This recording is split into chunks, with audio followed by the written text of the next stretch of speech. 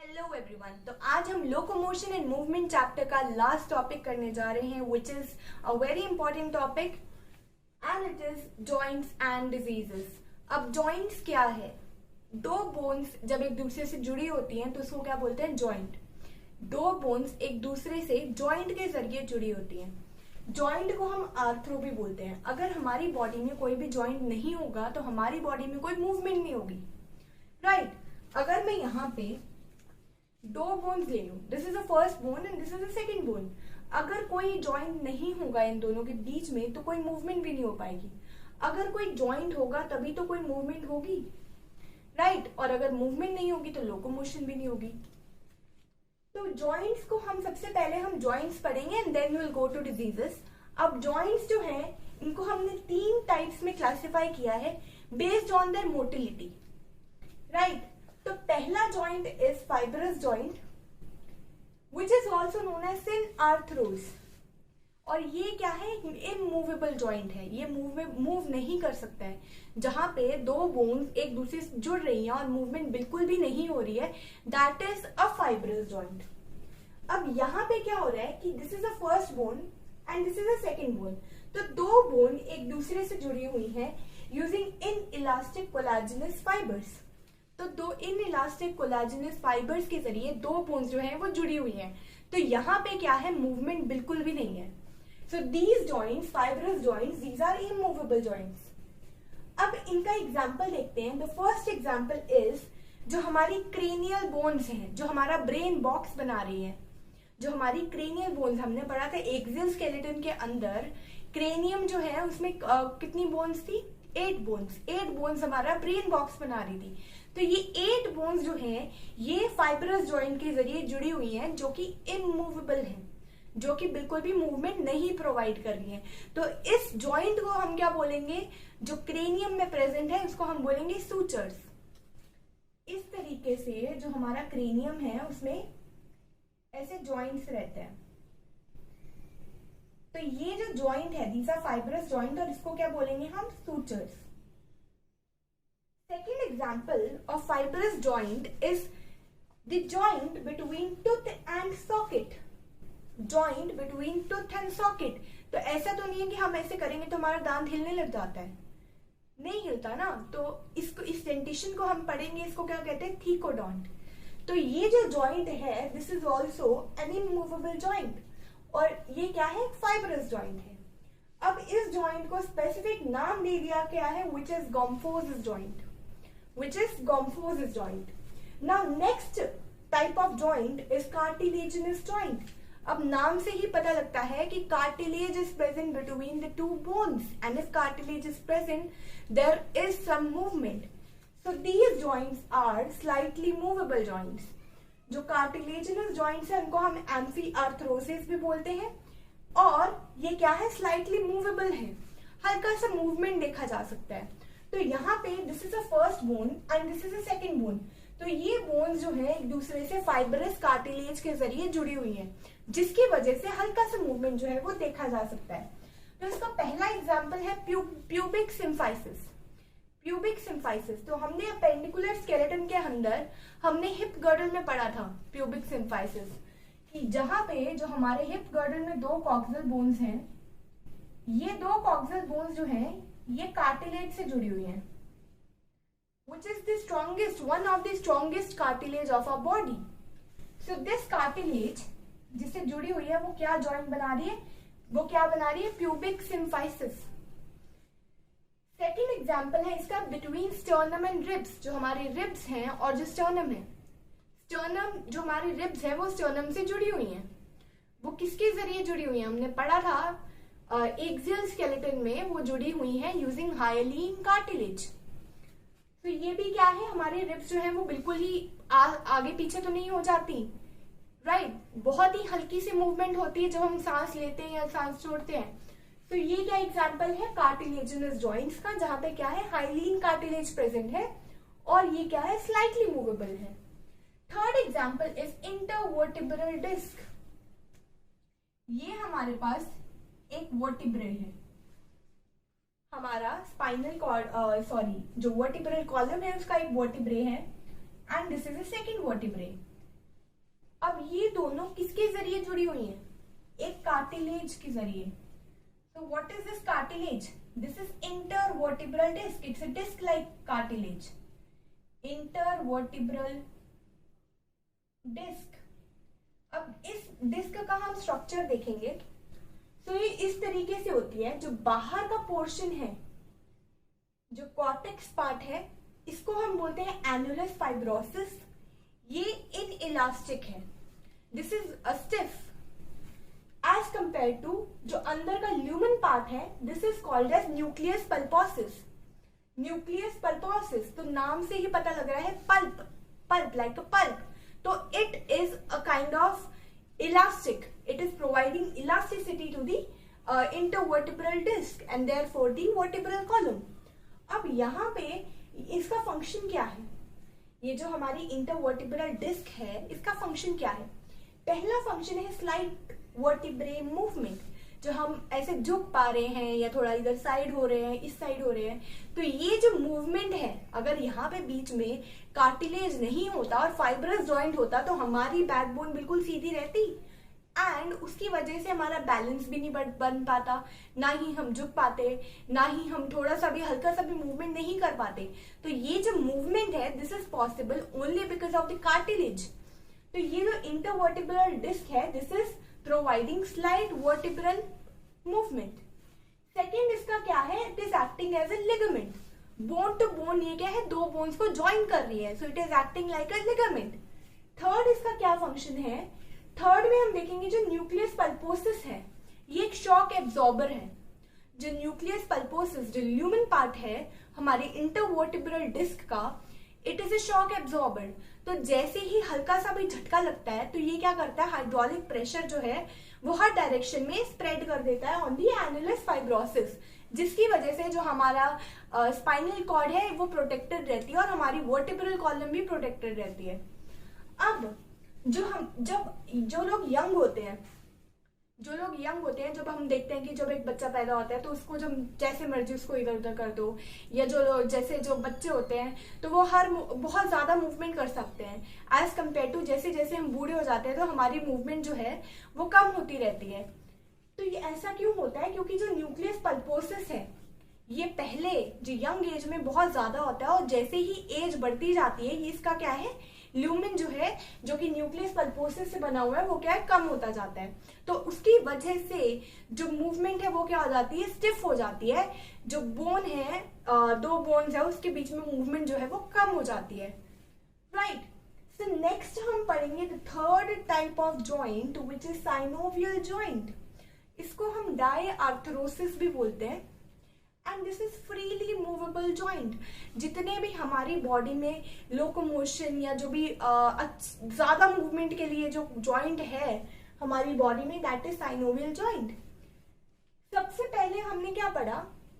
It was fibrous joint, जो कि क्या है? इमूवेबल जॉइंट है। और कहाँ कहाँ पे प्रेजेंट है? हमारे टीथ एंड सॉकेट में और हमारे सूचर्स में।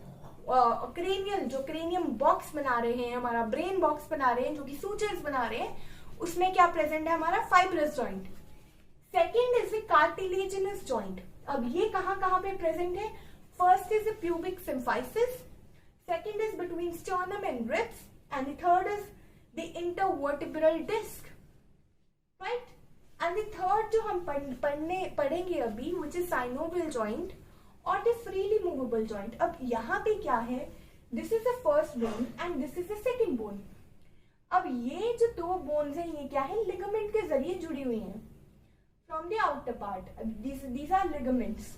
ये जिसको हम जॉइंट कैप्सूल भी बोलेंगे, एक कैप्सूल बना रही है इस जॉइंट पे। अब ये जो अंदर का पार्ट है बोन के, बिल्कुल यहाँ वाला पार्ट है, सरफेस वाला पार्ट है, जो हेड की सरफेस वाला पार्ट है, वहां पे क्या प्रेजेंट है? आर्टिकुलर कार्टिलेज प्रेजेंट है। जो बोन की हेड की सरफेस पे हमारे पास आर्टिकुलर कार्टिलेज प्रेजेंट है। और यहाँ पे बिल्कुल लाइनिंग जो कर रहा है वो एक मेम्ब्रेन है, विच इज साइनोवियल मेम्ब्रेन। तो यहाँ पे जो मेम्ब्रेनस पार्ट है, दिस इज साइनोवियल मेम्ब्रेन। और बीच में कैविटी बन रही है, दो बोन्स के बिल्कुल बीच में कैविटी बन रही है, which is known as synovial और द जॉइंट कैविटी। ये जो कैविटी है, suppose these are two bones, अगर बीच में बिल्कुल भी जगह नहीं होगी तो ये बिल्कुल भी मूवमेंट नहीं कर पाएंगे। अगर हल्की सी जगह होगी तभी तो मूवमेंट पॉसिबल है। तो इसीलिए यहाँ पे क्या है, कैविटी है विच इज फ्लूइड फिल्ड। जैसे साइकिल है, साइकिल की चेन जो है वो खराब हो जाती है तो उसमें हम थोड़ा सा ऑयल लगाते हैं, या जो स्विंग मशीन है वो थोड़ी सी खराब हो जाती है तो उसमें ऑयल डालते हैं। क्यों डालते हैं? ताकि वो फिर से ठीक से चलने लगे, उसमें रेजिस्टेंस जो है वो कम हो जाए, इसमें फ्रिक्शन जो है वो कम हो जाए। तो जब दो बोन्स के बीच में क्या है, जो साइनोवियल कैविटी बन रही है उसके अंदर क्या है, साइनोवियल फ्लूइड है जो कि ग्रीस की तरीके से काम कर रहा है। ये क्या कर रहा है, दो बोन्स के बीच में फ्रिक्शन को कम कर रहा है, क्योंकि मूवमेंट बहुत ज्यादा हो रही है जिसकी वजह से बहुत ज्यादा फ्रिक्शन होगी। इसीलिए जैसे ही एज होती रहती है तो ये जो साइनोवियल जॉइंट है इसके अंदर जो साइनोवियल फ्लूइड प्रेजेंट है ये भी कम होता जाता है। तो कम होने की वजह से क्या है, तो ओल्डर जो बूढ़े लोग होते हैं वो बोलते हैं कि हाँ हमारे घुटनों में दर्द हो रही है या हमारे जॉइंट्स में दर्द हो रही है। तो वो क्यों होती है, क्योंकि फ्रिक्शन, दो बोन्स के बीच में क्या है, फ्रिक्शन बढ़ गया है, बिकॉज हमारे पास ग्रीस नहीं है विच इज साइनोवियल फ्लूइड। अब ये जो साइनोवियल जॉइंट है इसको हमने 6 टाइप्स में डिवाइड किया है on the basis of different types of movement. बहुत सारी टाइप्स की मूवमेंट कर रहे हैं हम। शोल्डर मूवमेंट अलग है, हमारी हैंड मूवमेंट अलग है, हम यहाँ पे मूवमेंट अलग है, राइट। तो इसको हमने 6 टाइप्स में डिवाइड कर दिया है साइनोवियल जॉइंट को on the basis of the different types of movements. अब सबसे पहले हम देखेंगे बॉल एंड सॉकेट जॉइंट। तो जो हमारी बॉडी में सबसे ज्यादा मूवमेंट करने वाला जॉइंट जो है that is ball and socket joint. अब बॉल एंड सॉकेट जॉइंट में क्या है कि जो बोन का हेड है it is like a ball, और दूसरी बोन जो है वो क्या है, सॉकेट की तरह एक कैविटी प्रोवाइड कर रही है जिसके अंदर ये क्या है, ग्लाइड कर पा रहा है, जिसके अंदर ये क्या है, मूवमेंट कर पा रहा है। और ये मूवमेंट क्या है, बहुत फ्री है। This movement is totally free. तो ये सबसे ज्यादा मूवमेंट होती है और ये कहाँ पे प्रेजेंट है, हमारे हिप जॉइंट में एंड हमारे शोल्डर जॉइंट में। तो हमने पढ़ा था अपेंडिकुलर स्केलेटन के अंदर कि जो हमारा स्कैपुला है, स्कैपुला जो है उसके अंदर क्या बनती है, ग्लेनोइड कैविटी, जिसके अंदर एक कैविटी बनती है ना स्कैपुला के अंदर, जिसके अंदर जो हमारी ह्यूमरस है, दिस इज आवर ह्यूमरस, इसका जो हेड है वो फिट करता है। तो सबसे ज्यादा मूवमेंट यहाँ पे होती है, राइट। यहाँ पे बहुत ज्यादा मूवमेंट होती है और हर डायरेक्शन में मूवमेंट कर सकते हैं हम। Second example is the hip joint. जो हमारी ये जो कॉक्सियल बोन्स हैं, यहाँ पे हमारे एसिटापुलम कैविटी बनती है, इसके अंदर फेमर जो है वो आता है। तो यहाँ पे भी सबसे ज्यादा मूवमेंट होती है हमारी बॉडी में जिसकी वजह से हम चल पाते हैं। तो this hip joint is also an example of ball and socket joint. तो नेक्स्ट हम पढ़ेंगे हिंज जॉइंट। हिंज नाम से ही हम देखेंगे कि जो पुराने डोर्स होते थे या जो खिड़कियां होती हैं पुरानी, तो उसमें क्या है, एक हिंज प्रेजेंट होती है इस तरीके की, जो क्या है, मूवमेंट कर रही है लेकिन एक ही प्लेन में मूवमेंट कर रही है, मूवमेंट कर रही है लेकिन एक ही प्लेन में मूवमेंट कर रही है। तो ये जॉइंट कहाँ प्रेजेंट है, हमारे एल्बो जॉइंट। जो हमारा एल्बो जॉइंट है it is a type of hinge joint.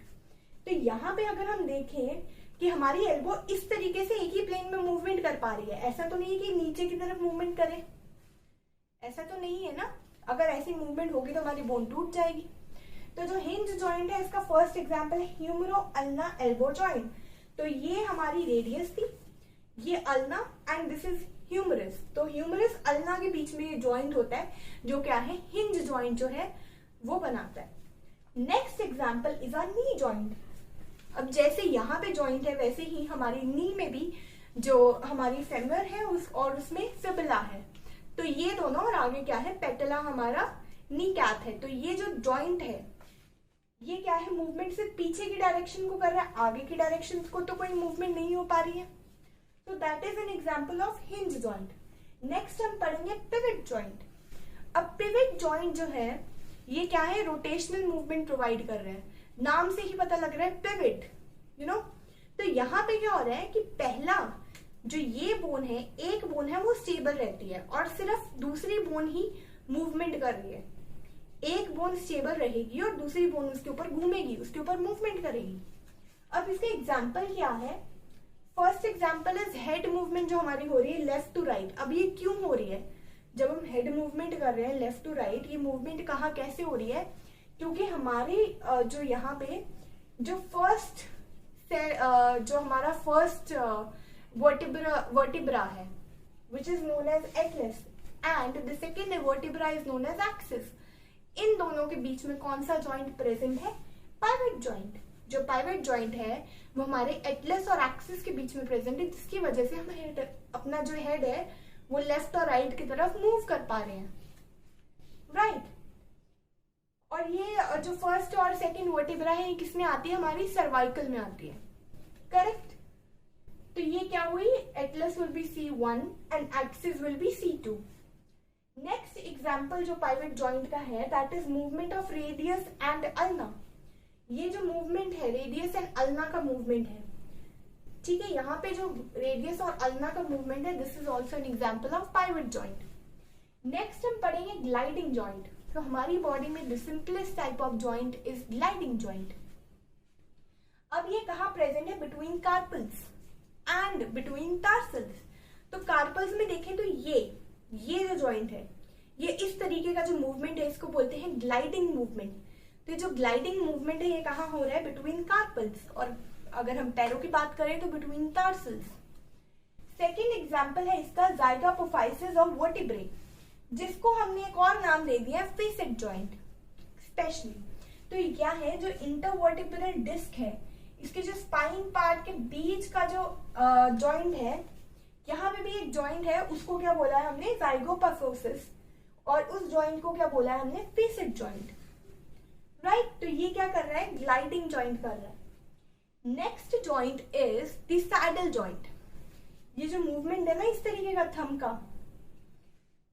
Thumb और जो मेटाकार्पल है थंब का, this is a metacarpal of thumb and the carpel.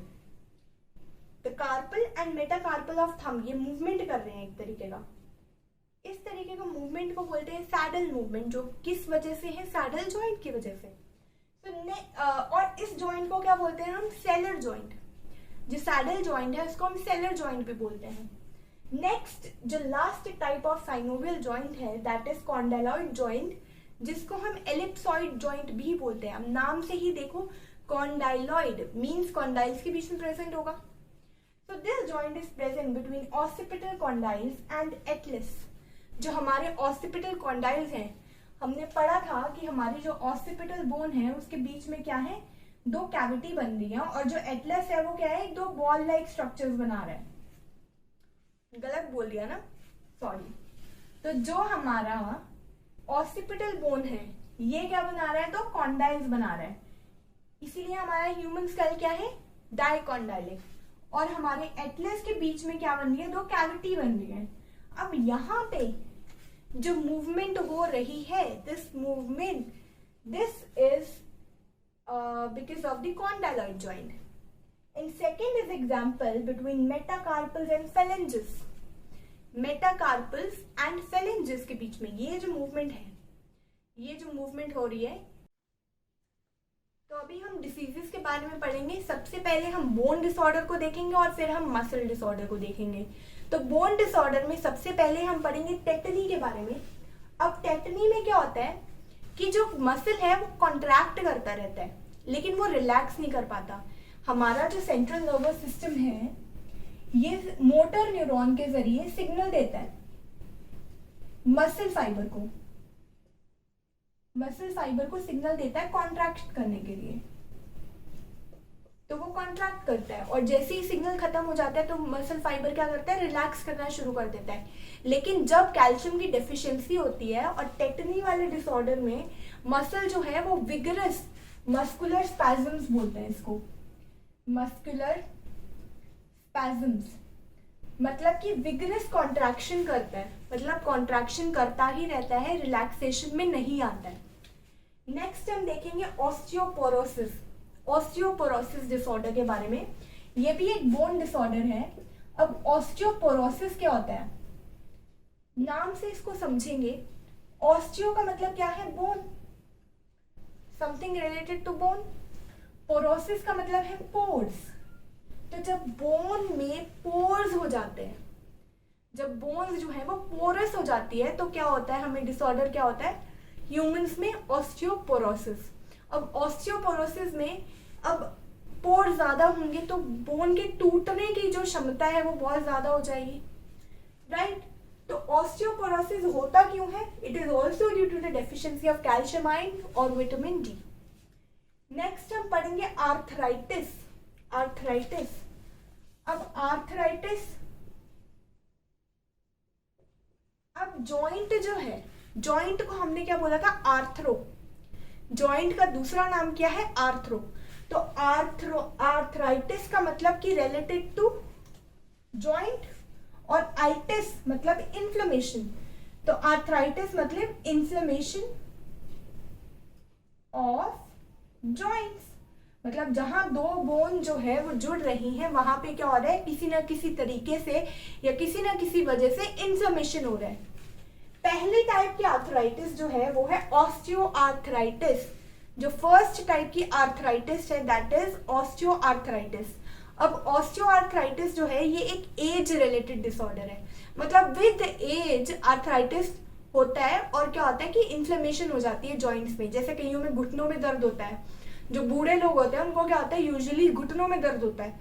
तो वो घुटनों में दर्द क्यों होता है, क्योंकि उनका जो साइनोवियल फ्लूइड है, जो साइनोवियल कैविटी के अंदर साइनोवियल फ्लूइड है, जो दो बोन्स के बीच में फ्रिक्शन जो है उसको कम कर रहा था, जो दो बोन्स के बीच में फ्रिक्शन जो है उसको कम कर रहा था, उसकी जो क्या है उसका अमाउंट कम हो जाता है। तो उसकी वजह से ऑस्टियोआर्थराइटिस होती है, जहां पे जो दो बोन्स है वो फ्रिक्शन मतलब बहुत ज्यादा एक दूसरे से जुड़ रही है और फ्रिक्शन जो है वो कम नहीं हो पा रहा है, जिसकी वजह से इन्फ्लेमेशन हो रही है। Second type of arthritis is gouty arthritis. यहाँ पे क्या होता है गाउट फॉर्मेशन होता है। अब गाउटी आर्थराइटिस में क्या है, जब बॉडी में यूरिक एसिड जो है वो बहुत ज्यादा एक्यूमुलेट हो जाता है तो जो हमारे जॉइंट्स है वहां पे क्रिस्टल्स का एक्यूमुलेशन हो जाता है, जो हमारे जॉइंट्स है वहां पे क्रिस्टल्स का एक्यूमुलेशन हो जाता है, जिसकी वजह से अगेन क्या होगा पेन होगी, स्वेलिंग होगी। जो हमारा जॉइंट है, दो जॉइंट है उसके बीच में जो मूवमेंट है वो कम हो जाएगी, स्टिफनेस बढ़ जाएगी। क्यों बढ़ेगी स्टिफनेस, क्योंकि रेजिस्टेंस यानी कि फ्रिक्शन जो है दोनों के बीच में बहुत ज्यादा हो रहा है, क्योंकि क्रिस्टल जो है वहां पे प्रेजेंट है। नेक्स्ट टाइप ऑफ आर्थराइटिस हम देखेंगे रूमेटॉइड आर्थराइटिस। अब ये जो रूमेटॉइड आर्थराइटिस है it is an auto immune disorder. Auto immune disorder, auto immune disorder का मतलब कि हमारी ही बॉडी का इम्यून सिस्टम हमारी ही बॉडी के सेल्स के अगेंस्ट काम करता है।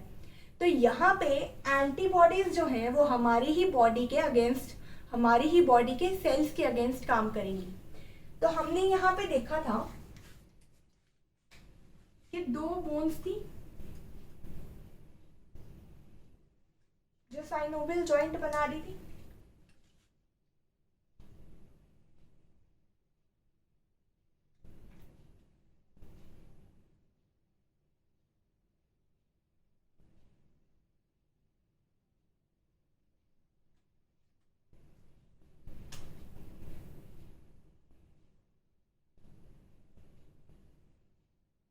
अब यहाँ पे दो बोन्स हैं, यहाँ पे था हमारे पास आर्टिकुलर कार्टिलेज,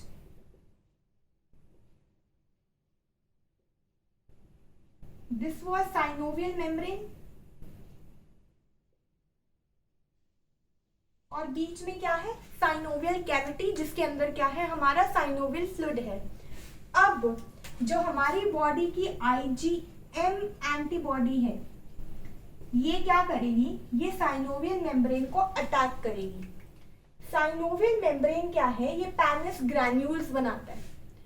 अब जब IgM एंटीबॉडी साइनोवियल मेम्ब्रेन पे अटैक करेगी तो पैनस ग्रैन्यूल्स नहीं बन पाएंगे, जिसकी वजह से क्या होगा, जो हमारी आर्टिकुलर कार्टिलेज है, जो हमारे बोन की हेड पे जो कार्टिलेज प्रेजेंट होती है उसको हमने आर्टिकुलर कार्टिलेज बोला था। तो जो हमारी आर्टिकुलर कार्टिलेज है ये क्या होगी, इरोड हो जाएगी, ये झड़ना थोड़ी सी शुरू हो जाएगी। तो इरोजन इसका शुरू हो जाएगा, जिसकी वजह से इन्फ्लेमेशन हो जाएगी जॉइंट में, और पेन और स्वेलिंग वही रहेगा, और स्टिफनेस भी बहुत ज्यादा हो जाएगी और फ्लेक्सिबिलिटी जो है वो कम हो जाएगी। नेक्स्ट हम देखेंगे मसल डिसऑर्डर में। मसल डिसऑर्डर में है myasthenia gravis. It is also a type of auto immune disease. अब यहाँ पे क्या होता है, यहाँ पे भी हमारी बॉडी की जो एंटीबॉडी है ये हमारी ही बॉडी के सेल्स के अगेंस्ट काम करती है। अब यहाँ पे क्या हुआ, हमें सेंट्रल नर्वस सिस्टम, तो motor neuron, this is a motor neuron, तो मोटर न्यूरॉन के जरिए हमें सिग्नल आया कि मसल को कंट्रैक्ट करने के लिए ये हमारे पास मसल फाइबर है और ये मसल फाइबर की सार्कोलेमा है। अब सार्कोलेमा के ऊपर रिसेप्टर्स प्रेजेंट है। अब जब मोटर न्यूरॉन सिग्नल लेके आएगा तो एक्सॉन टर्मिनल पे क्या बनेगा, एसिटाइलकोलिन रिलीज होगा, जो बीच में जो न्यूरोमस्कुलर जंक्शन है वहां पे एसिटाइलकोलिन न्यूरोट्रांसमीटर रिलीज होगा। अब जैसे ही ये न्यूरल ट्रांसमीटर रिलीज होता था पहले, वो क्या करता था, जो हमारी सार्कोलेमा है उसके ऊपर जो रिसेप्टर्स प्रेजेंट है उसके साथ बाइंड करता था। जो हमारी सार्कोलेमा के रिसेप्टर्स है उसको परसीव करते थे सिग्नल को और एक्शन पोटेंशियल जनरेट हो जाता था पूरी माइक्रो जो हमारी मसल फाइबर है उसके ऊपर। लेकिन यहाँ पे क्या हो रहा है, हमारी बॉडी की एंटीबॉडी इन रिसेप्टर्स पे पहले ही बाइंड कर जा रही है। हमारी बॉडी की एंटीबॉडी ये जो सार्कोलेमा पे रिसेप्टर्स प्रेजेंट है उन पे पहले ही बाइंड कर जा रही है। तो जो सेंट्रल नर्वस सिस्टम से मोटर न्यूरॉन के जरिए जो सिग्नल आ रहा है, तो ये क्या कर रहा है, एसिटाइलकोलिन प्रोड्यूस तो हो रहा है लेकिन वो रिसेप्टर्स को सिग्नल नहीं दे पा रहा कॉन्ट्रैक्ट करने के लिए कि मसल फाइबर जो है वो कॉन्ट्रैक्ट करे। तो इसीलिए ये क्या है, एक ऑटो इम्यून डिसऑर्डर है और इसको क्या बोलेंगे हम, myasthenia gravis. So this was all about diseases and joints. तो नेक्स्ट हम पढ़ेंगे, नेक्स्ट चैप्टर जो है हम ह्यूमन फिजियोलॉजी का ही पिक करेंगे, probably digestive system. Thank you.